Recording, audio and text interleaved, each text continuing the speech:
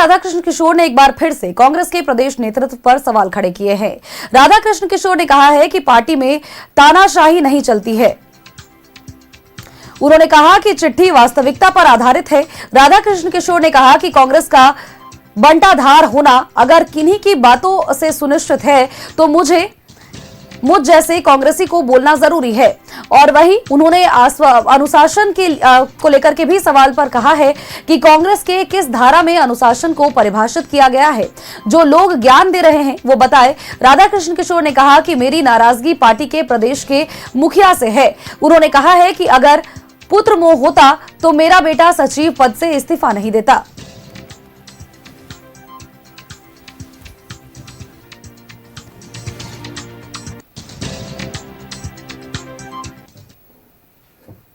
चिट्ठी वास्तविकता पर आधारित है और चिट्ठी लिखने के पीछे आधार ये है कि कांग्रेस को कैसे मजबूत किया जाए।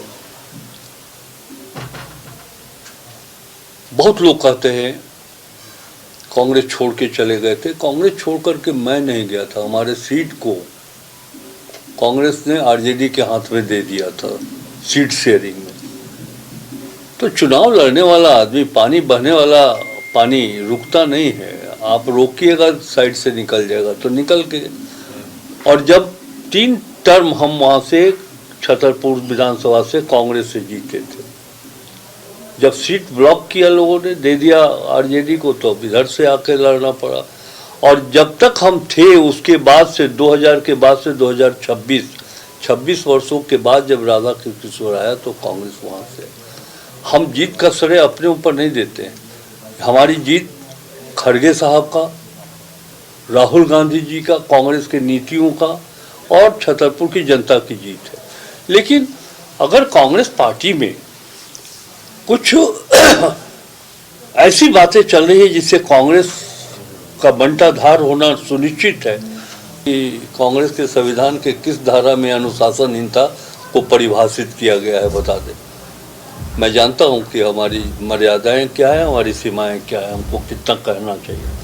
मैंने वही चीज़ कहा है जो मैंने देखा है। कांग्रेस की पॉलिसी के बारे में हमने 3 पत्र लिखा है। वो तीनों पत्र कांग्रेस के पॉलिसी के समर्थन का पत्र है।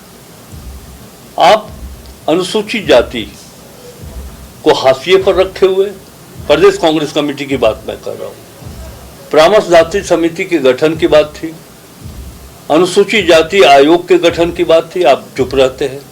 मगही और भोजपुरी पर आखिर पार्टी है ना, आप वोट की राजनीति करते हैं, आपको तो स्टैंड लेना चाहिए, या तो हाँ या तो ना। आप बोलिए कांग्रेस की ओर से कि कांग्रेस नहीं चाहती है कि मगही और भोजपुरी।